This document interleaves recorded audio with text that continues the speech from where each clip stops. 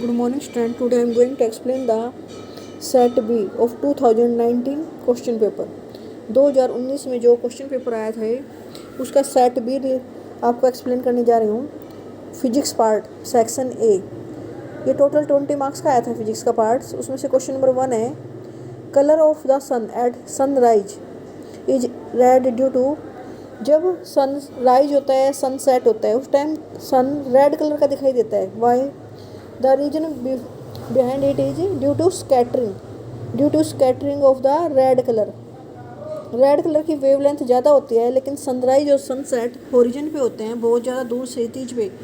तो जो red colour की वेवलेंथ है ज़्यादा होने के कारण हमारी आंखों तक पहुंच पाती है, बाकी कलर स्कैटर होकर इधर उधर फैल जाते हैं और हमारी आंखों तक नहीं पहुंचते, जिसके कारण वे कलर दिखाई नहीं देते।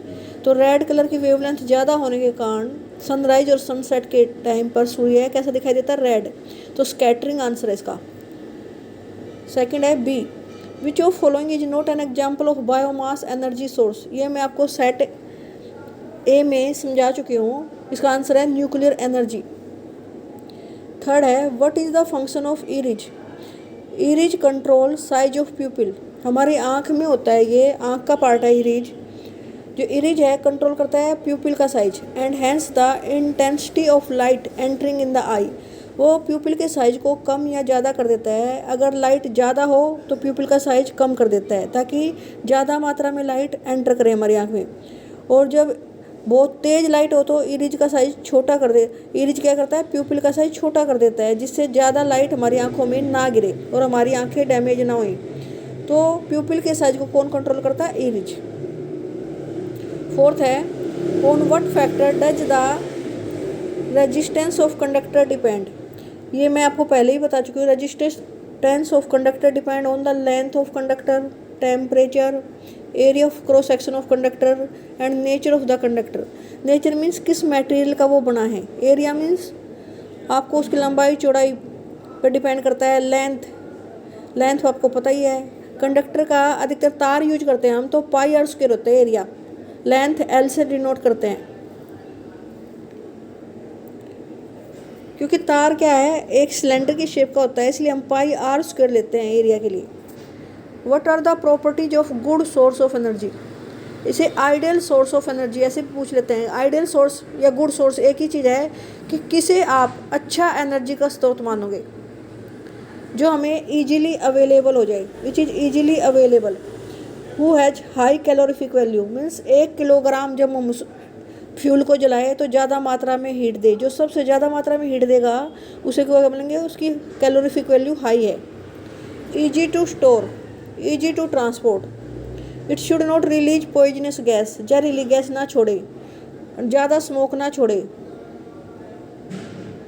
It should not leave any residue, और किसी प्रकार का कुछ रेजिड्यू मीन्स बाकी वेस्ट पदार्थ ना छोड़े।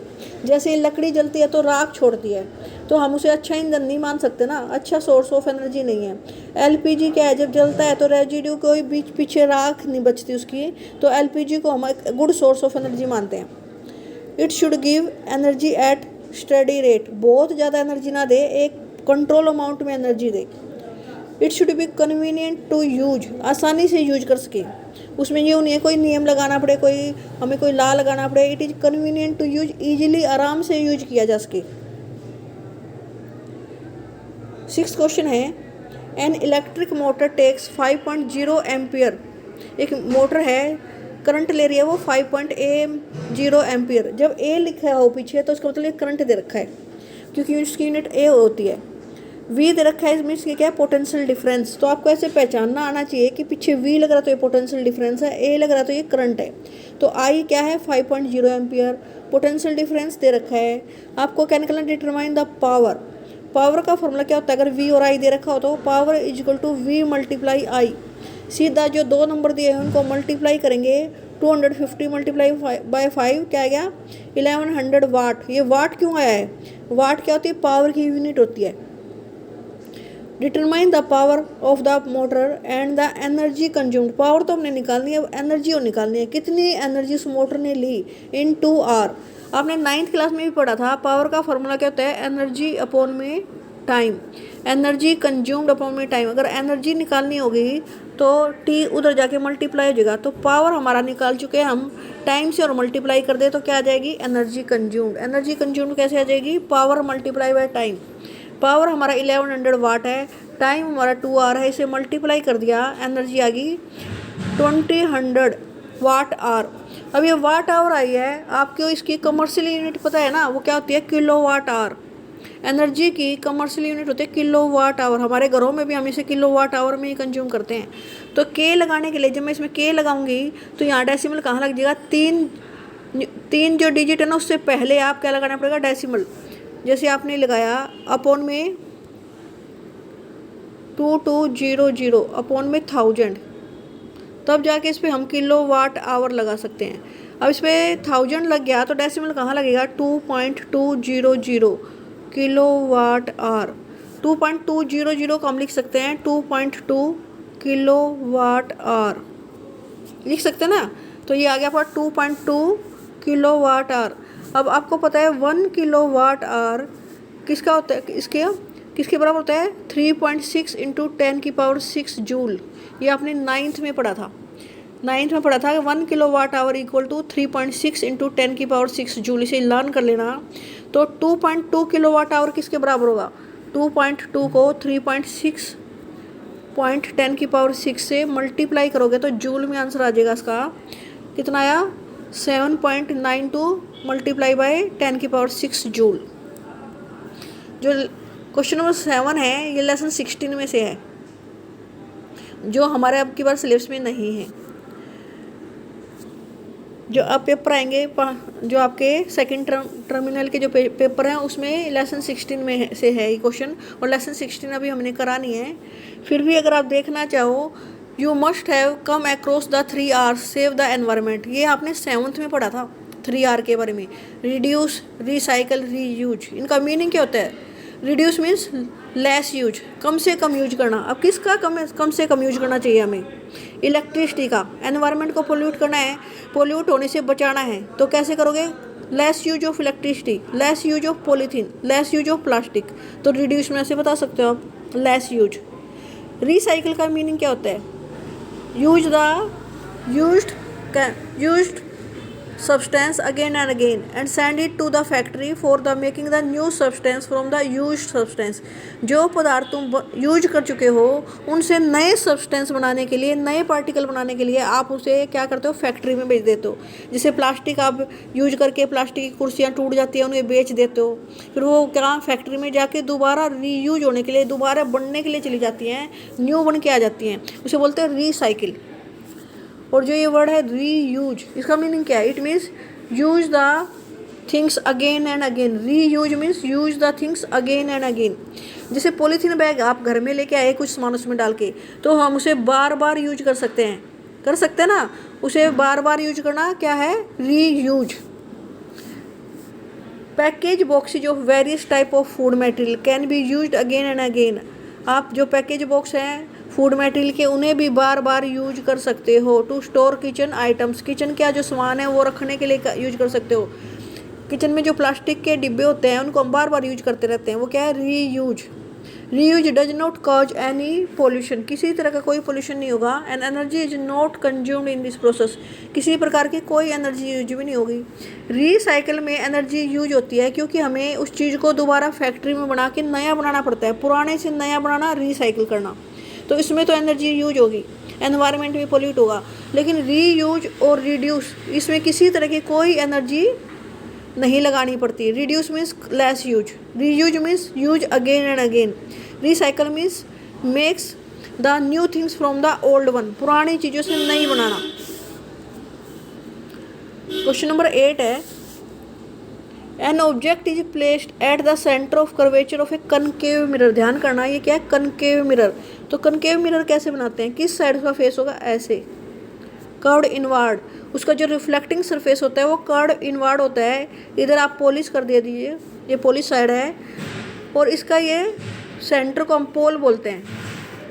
पोल के पास जितनी दूरी पर आप F लगाओगे उतनी ही दूरी पर आपको C लगाना है, ये सेंटर ऑफ कर्वेचर। अगर कोई वस्तु C पे रखी है तो कैसे बनेगी उसका इमेज, यहाँ टकराएगी वो, ऐसे जाके क्या होगा, रिफ्लेक्ट हो जाएगी। रिफ्लेक्ट क्योंकि मिरर है, मिरर में से वापस उसी मीडियम में आ जाती है, एयर में से जाकर एयर में ही वापस आ गई, तो ये क्या है, रिफ्लेक्शन। एफ में से गई पैरेलल टू प्रिंसिपल एक्सिस आएगी तो कहाँ से जाएगी, एफ में से। और जो लाइन एफ में से जाएगी वो इससे टकरा के कहाँ जाएगी, पैरेलल टू प्रिंसिपल एक्सिस। कहाँ पर इमेज बनी, सी पर ही। इमेज कहाँ बनेगी, अगेन एट सी। कैसा होगा, साइज उतना ही होगा जितनी इमेज थी। Real and inverted of same size, तो ये सेम साइज की बनी, रियल एंड इन्वर्टेड इमेज बनी एट सी। ऐसे लिखना है कि कहाँ इमेज बनी, कैसा साइज है उसका, और उसकी नेचर क्या है, प्रकृति। रियल एंड इन्वर्टेड, उल्टी बनी इमेज। तो इसमें जो ये एरो दिखा रखे हैं, एरो भी शो करने की यहाँ गई, फिर ऐसे आई, यूँ गई, ऐसे आई, तो एरो के बिना इमेज नहीं बनती। Power of lens, power of lens का फॉर्मूला क्या होता है, हमेशा इसमें से क्वेश्चन आता है। Power of lens, it is reciprocal of focal length of the lens. Power क्या होता है, डिफाइन करो तो, it is the reciprocal of focal length of the lens. अब फोकल लेंथ अगर आपको पता है, पावर पता है, तो आप इनमें से पावर पता है तो फोकल लेंथ निकाल सकते हो, फोकल लेंथ पता है तो पावर निकाल सकते हो। अब इस क्वेश्चन में क्या दे रखा है, इसने दिया है पावर दे रखी है। पावर हमें कैसे पता चला, डायोप्टर, उसकी यूनिट डायोप्टर होती है डी, तो हमें पावर दी है -2.0 डी। जैसे ही आप माइनस साइन देखते हो, इसका मतलब कौन सा लेंस है ये, concave. Negative sign minus sign show the it is concave lens. अगर पावर पॉजिटिव होती तो कन्वेक्स लेंस होता है। अब पावर का फॉर्मूला लगाओ, यहाँ लिखेंगे -2.0, पावर हमें पता है 1/f। अगर हम f निकालेंगे तो f कैसे निकलेगा, 1/2.0 माइनस में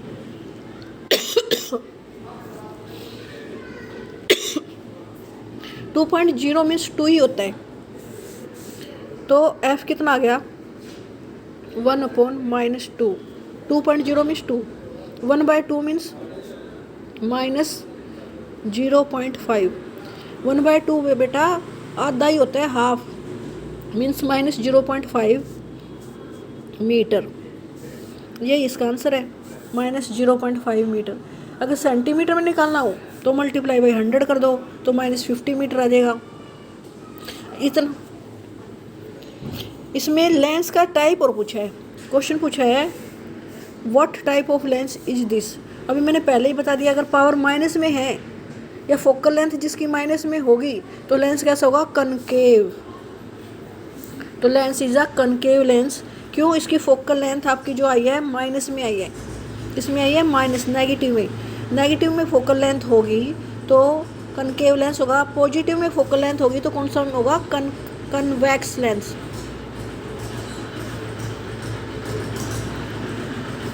नेक्स्ट ये इलेक्ट्रिक जनरेटर का क्वेश्चन है, ये आपके में से अब आपके सिलेबस में नहीं है, इलेक्ट्रिक जनरेटर कट चुका है। नेक्स्ट क्वेश्चन है what is solenoid, draw the magnetic lines of the force around the solenoid, write the use of solenoid. Magnetic effect of electric current, उस चैप्टर में से है ये, magnetic effect of electric current, solenoid के बारे में। Solenoid क्या होता है, एक coil of many circular turn of insulated copper wire wrapped closely in the shape of cylinder. एक ऐसी कोयल जिसमें बहुत सारे टर्न्स हो और वो इंसुलेटेड कॉपर वायर से बन रहे हैं, रैप हो रही है जो पास पास, in the shape of cylinder, जो इस तरह से पास पास ऐसे टर्न है, उसके बहुत सारे टर्न हैं, और इन द शेप ऑफ सिलेंडर। देखो ये सिलेंडर की शेप है ना, हम सिलेंडर भी तो ऐसे ही बनाते हैं, यही सिलेंडर होता है ना, सिलेंडर की शेप में जो रैप हो। एक coil of many circular turn, इसमें बहुत सारे सर्कुलर टर्न है ना, सर्कुलर टर्न ऐसे, और शेप कैसी है इसकी, सिलेंडर की शेप है, उसे क्या बोलेंगे, सोलोनॉइड। अब व्हाट इज सोलोनॉइड का आंसर हो गया आपका ये, a coil of many circular turn of insulated copper wire wrapped closely in the shape of cylinder is called solenoid. अब आगे क्वेश्चन है आपने लिखना है कि इसमें से draw the magnetic field line, आपको मैग्नेटिक फील्ड लाइन ड्रॉ करके दिखानी है। तो मैग्नेटिक फील्ड लाइन तभी आएंगी जब इसमें बैटरी लगाओगे और की लगाओगे।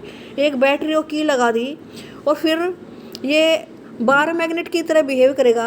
अगर इसका हम इधर नॉर्थ मान ले और इधर साउथ, तो नॉर्थ से मैग्नेटिक फील्ड लाइन निकलेंगी और साउथ में क्या करेंगी, इधर से इंसर्ट बाहर आएंगी और इधर अंदर जाएंगी। नॉर्थ से आती हुई साउथ की तरफ जाती हुई आपको दिखा रही है, नॉर्थ से इजेक्ट होंगी और साउथ के अंदर जाएंगी, नॉर्थ से साउथ की तरफ ऐसे एरो लगाना है आपने। और नीचे की तरफ दिखाओगे नॉर्थ से जाती हुई साउथ की तरफ आती हुई, तो इस तरफ से एरो लगेंगे, नॉर्थ से साउथ। इस तरह से आपने इसके अंदर इनको एरो दिखाना है। और ये क्लोज्ड होंगी तो इसको अंदर अंदर कैसे होंगी, प्लेन और पैरेलल। अंदर की जो लाइनें हैं बिल्कुल सीधी सीधी आएंगी, नॉर्थ से बाहर निकलती हुई और साउथ की तरफ अंदर आती हुई, साउथ की तरफ अंदर आती हुई। अब use of solenoid, it is used in electric bell, tape recorder, telegraph, audio visual tape. It is also used in medical treatment, medical treatment में भी काम आता है, टेप रिकॉर्ड में, इलेक्ट्रिक बेल में, टेलीग्राफ में, क्योंकि ये इलेक्ट्रिक मैग्नेट बनाता है। अगर इसके अंदर हम एक लोहे की रोड रख दें तो मैग्नेट में कन्वर्ट हो जाएगी, इसलिए वो electric bell, tape record, telegraph वगैरह में यूज होता है। It is used in electric fan, refrigerator, TV, MP3 player and air conditioner. Solenoid यहाँ भी यूज होती है, तो इसके यूज भी याद कर लो। नेक्स्ट क्वेश्चन है Fleming's right hand rule. Fleming's का left hand, right hand rule हम किस में यूज करते हैं, इलेक्ट्रिक जनरेटर में। लेकिन इलेक्ट्रिक जनरेटर नहीं है, लेकिन फ्लेमिंग का राइट हैंड रूल तो हमें लर्न करना है। कैसे करना है, अपने राइट हैंड के, अगर हम अपने राइट हैंड के थंब, फोर फिंगर और मिडिल फिंगर को स्ट्रेच कर ले, in this way they are mutually perpendicular to each other. किस तरह से स्ट्रेच करना है कि हमारा जो थंब है, फोर फिंगर है और मिडिल फिंगर है, वो एक दूसरे के परपेंडिकुलर है, जैसे दिखा रखा है। तो जो हमारा थंब है, it will show the direction of movement of conductor and our finger will show the, four finger will show the direction of magnetic field.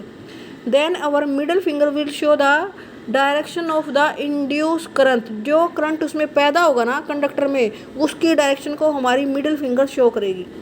ये इसका फ्लेमिंग का राइट हैंड रूल है। लेफ्ट और राइट दोनों ही same होते हैं लगभग, केवल इसमें राइट हैंड को स्ट्रेच करना है। हमारा जो अंगूठा है वो direction of movement of conductor दिखाएगा, या डायरेक्शन ऑफ फोर्स लिख सकते हो। जो हमारी सेकंड उंगली है, जिसे फोर फिंगर बोलते हैं, मैग्नेटिक फील्ड को शो करती है।